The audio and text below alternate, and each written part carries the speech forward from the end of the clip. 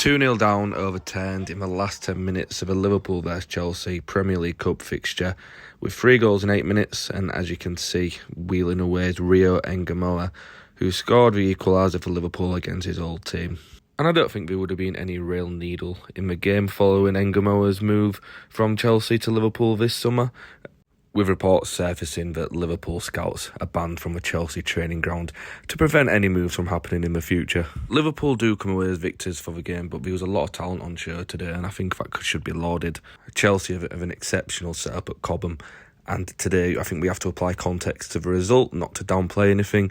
Liverpool did opt for a strong lineup. It's clear that their intentions were to do well in this cup, or maybe just do well in this game, with Amara Nallo, Trenioni, Rio Ngumoha, who've all been with the first team, dropping back in, playing for the under-18s, Cornel Miskua, who's been with the under-21s as a regular, Carter Pennington at centre-back. It's clear from the outset that Liverpool were playing a real strong team here. On the other hand, Chelsea had 6 under-16 players starting, and they competed for 90% of the match with some real nice moments. We saw a good quality goal from Ryan Kavuma McQueen, and some nice highlight reel moments from Ibrahim Rabaj, both of whom are tipped for promising careers ahead, highly rated under-16 players. I think the players what impressed me the most is Antwi, who played right back for Chelsea. Had a real good game against Rio Ngumoha. It's not that he completely dominated him, but it was competitive, good to see. Ngumoha had a good game in his own right, and I think that's possible. I think both a full-back and his opposite winger can play well. Both had real good moments. Orchestrating play from the back, always showing for the ball, all angles, circulation, leadership. It's what you like to see. What we would call a real mature performance. I don't think he could have done too much about any of the Liverpool goals. From a Liverpool perspective, it was a quiet start. Neither side really got into any rhythm to begin with, although maybe Liverpool had slightly more of a ball, nothing to shout home about. I think in the first half, Liverpool's brightest player was actually Joe Upton, for all the big names that dropped that down, the likes of Trenioni, who didn't play bad, but Upton showed a lot of quality on the ball and a lot of bite in the tackle. And I think how often Nioni used Upton as a cover, as an option on the ball, how he trusted him to progress the ball, says a lot as a player who plays regularly with the first team. And we see often, players who are of higher quality may not play a pass. That would be the more sensible option. But Upton was used, and he broke the Chelsea press a couple of times by dropping the shoulder. He never needed any more touches than necessary. And I think particularly in the second half, he was all over the pitch, covering a lot of ground. He puts himself about what would stand out as a weakness, which is potentially lazy. He's very small for a holding midfielder, and while that will come with its natural weaknesses, it's never held anyone back before, as long as he develops physically. Not saying he's going to make it at Liverpool, but it was a nice showing from him today. But it was a slow first half. Both teams had they had good build-up, both sides, playing out from the back, using the rotation in midfield. But in terms of chances, there wasn't too much. Ngumoha was maybe the brightest of the attackers. He just sucks men in when he's on the ball, 3-4 man. It does create a lot of space for other players. He has ran down a couple of blind alleys in his early Liverpool stages, but he looks to be looking after the ball a lot better now. A lot more sensible in his choices when he's picking to go down the line, cut inside, or just release the ball. Despite a first half which was slow, turgid really, Ryan Kavuma McQueen did provide a real moment of quality, cutting in from the left, selling a dummy to the Liverpool right back and finishing in the bottom right corner.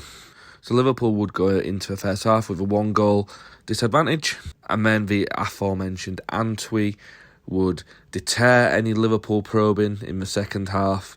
He fired into the roof of the net after a rebound to put Chelsea 2-0 up, which capped off a good performance from him. Prospects weren't looking too bright. It was Liverpool hadn't created too much in terms of chances, saw themselves 2 goals down. It was a cup match, so they really needed the result. But Trenioni stepped up, and this is what we want to see really. He should be stepping up. He's a quality player. He's dropping back in with his age mates, where he's considered one of the best in the country. And he's regular with the under-21s, and you want him to grab the game by the scruff of the neck. And he did so. He did put Liverpool back in contention with a goal. Before the man, who else, Rio Ngumoha, came back to haunt his former club, and he scored his first goal for Liverpool. Really similar to the Kavuma McQueen goal, really, cutting in from the left-hand side and finishing in the opposite corner. He did celebrate against his former club. good to see. And he does really want to be adding goals to his game for all the good positions that he gets in. Is the tool that he is on the left-hand side of getting you into that area in the box where strikers love shooting from. If you had a touch map of the touches that he takes, he comes up as like a tactical dream, you'd say, because if he's a player that's getting into those positions on a regular basis, the potential for the output could be immense. And it's good to see him score here. And it'll do him a world of good, first goal in Liverpool colours. And before he went on to play a massive part in the third Liverpool goal, the winner in stoppage time, the Liverpool 8-minute gauntlet, as Ngumoha picked up the ball 30 yards out, span his man inside, slid through Josh Tunnilambi, who squared for Alvin Eamon to bundle one over the line from close range. He could barely move after his goal. He was on the floor surrounded by his teammates. It's just fantastic to see Liverpool under-18s back into winning ways. They've come in for a lot of criticism recently, which is a load of nonsense in my opinion. And it's good to see them do well in a cup we've not traditionally done too well in. And to summarise, Liverpool complete a comeback win with Joe Upton doing really well. Great showing of character from the whole team. I think Clay Ewing played well on left back. A good defensive performance from him. I don't think anyone was spectacular today by any means, but the team did well. Credit to themselves. And Alvin Eamon back in the team, starting.